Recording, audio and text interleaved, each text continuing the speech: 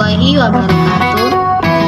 Saya Elsie Wulandari dengan NIM 2136038. Di sini saya akan membuat sebuah prosedur dan fungsi array dan struktur kemudian pointer di aplikasi yang namanya DevC++.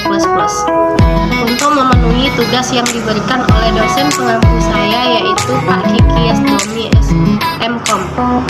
Dan langsung saja yang pertama itu ada fungsi.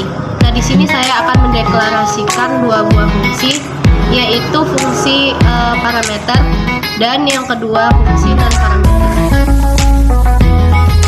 Di dua fungsi ini memiliki perbedaan. Nah, perbedaannya itu hanya pada parameternya saja. Jika fungsi parameter memiliki nilai, nah maka di fungsi non parameternya itu tidak memiliki nilai. Langsung saja kita praktekkan, kita deklarasikan dua buah fungsi ini. Ini teman-teman, saya sudah membuat sebuah kodingan program fungsi parameter.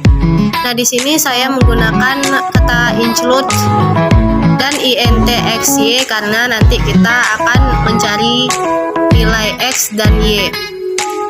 Dan kemudian di sini saya membuat print buka kurung, kemudian ada x, ada y. Nah, di sini kita membuat nilai x-nya itu berapa, y-nya itu berapa. Kemudian di hasilnya itu kita di sini membuat print buka kurung x tambah y sama dengan. Nah, di sini nanti akan muncul hasilnya. Nah, kita coba compile and run. Nah, dia akan muncul seperti ini, teman-teman. Di sini x-nya belum ada angka. Nah, di sini kita mencoba buat angka 5 contohnya. Kemudian di enter. Nah, di sini sudah ada kata-kata y. Y sama dengan, kita coba buat angka 4. Nah, kemudian kita enter lagi. Nah, di sini sudah ada hasilnya, teman-teman. Ada hasil x tambah y sama dengan 9. Nah, hasilnya ini didapatkan dari kodingan yang ini tadi, teman-teman. Nah, yang kedua itu ada fungsi non parameter. Nah, perbedaan kodingan antara fungsi parameter dan fungsi non parameternya itu ada di bagian int tambahnya itu, teman-teman. Nah, kalau di fungsi parameter tadi menggunakan int a dan int b, dan di sini z sama dengan tambah x, y. Nah, di fungsi non parameternya itu kita tidak perlu menambahkan int a dan int b nya itu, teman-teman. Nah, di sini juga sama, tidak perlu menggunakan x, y, tidak perlu. Nah, inilah yang disebut dengan menggunakan nilai dan tidak memiliki nilai. Nah, inilah yang disebut dengan memiliki nilai dan tidak memiliki nilai. Nah, kita akan mencoba untuk compile and run di fungsi non parameternya itu.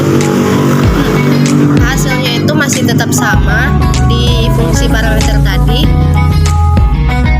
Kita buat angka 5 dan contohnya angka 4. Nah, di sini hasilnya juga tetap sama, hasilnya 9.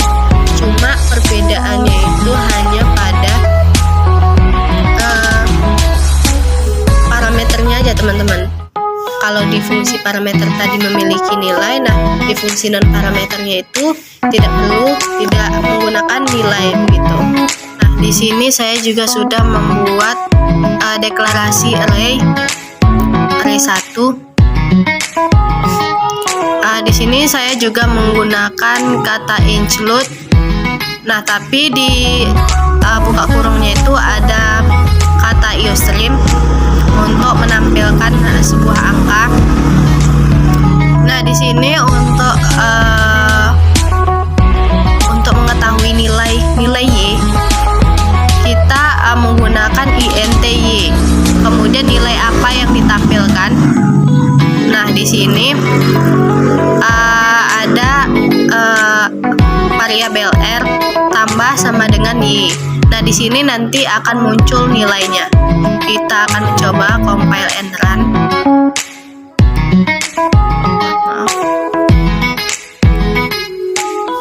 di sini nilainya itu ada nilai 19.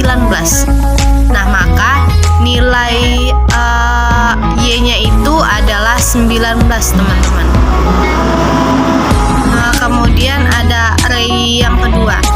Array yang kedua itu menampilkan data yang lama dan data yang baru. Menampilkan angka ini, teman-teman, di data yang lama dan di data yang baru. Nah, di sini angka-angkanya ada 29, 100, 1986, 200, kemudian 13. Di sini INT nilainya ada 5. Kemudian di sini yang data barunya itu kita membuat variabel A. Ada nilai 4, 3, 2, 1, 3, 5. Nah, kemudian kita lihat hasilnya. Nah, maka hasilnya akan seperti ini. Data yang lama 29, 1986, kemudian data baru 43, 42135. Nah, di sini codingannya, teman-teman. Nah, kemudian di sini ada deklarasi pointer. Nah, di pointer ini masih tetap sama, masih menggunakan include, kemudian include usestream, using namespace page std. Jangan lupa ditambahkan dengan titik koma. Kemudian int main. Nah, di sini kita akan mencari alamatnya, teman-teman. Nah, di pointer ini adalah memunculkan sebuah alamat nilai yang ada di sini. Kemudian ada for i sama dengan 0, titik koma i. Kemudian ada px.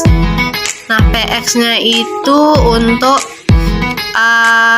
menampilkan angkanya itu, teman-teman, menampilkan angka alamat. Langsung saja kita compile and run. Nah, maka alamatnya akan seperti ini. Nah, codingannya akan seperti ini, teman-teman. Nah, di sini ada pointer yang kedua. Di pointer yang kedua ini masih tetap sama, masih menggunakan include usestream using namespace std, titik koma, int main. Kemudian di int ini kita menggunakan variabel x, teman-teman. Di variabel x, kemudian di int variabel px. Nah, di x sama dengan 2-nya ini nanti angkanya, teman-teman. Di sini kan tadi px. Nah, di px-nya yang ini tadi nanti kita akan melihat hasil apa yang dimunculkan. Nah, nanti yang px ini akan memunculkan hasil nilai yang x ini, teman-teman. Karena di px ini kita membuat huruf x di sini. Nah, di sini di cout-nya ini kita memanggil nilai x, memanggil nilai px, dan memanggil nilai px atau alamat x-nya itu, teman-teman. Nah, kita akan mencoba saja compile and run. Nah, maka hasilnya akan seperti ini, teman-teman. Nilai x-nya itu tadi ada 2. Nah, nilai px-nya itu masih tetap sama 2 karena di sini tadi kita membuat huruf x, membuat nilai x yang ini tadi, teman-teman. Kemudian di nilai px-nya itu akan muncul alamat seperti ini, teman-teman. Ada 0x 70 fe04. Ini adalah alamat nilainya, teman-teman. Nah, kemudian ada pointer yang ketiga. Nah, di pointer yang ketiga ini kita memanggil sebuah nama. Makanya kita menggunakan kata-kata char ini, teman-teman, untuk memanggil sebuah nama ini, Wulandari. Dan cout-nya itu saya membuat membuat tulisan selamat datang. Nah, maka nanti hasilnya akan seperti ini teman-teman, untuk memanggil sebuah nama. Nah, caranya ini nama, dan di sini namanya itu untuk memanggil nama yang ini tadi teman-teman. COD-nya itu untuk memanggil ucapan selamat datang dan nama. Nah, begitu teman-teman. Nah, mungkin itu saja yang dapat saya tampilkan. Apabila ada kesalahan atau kekurangan dalam video saya mohon maaf.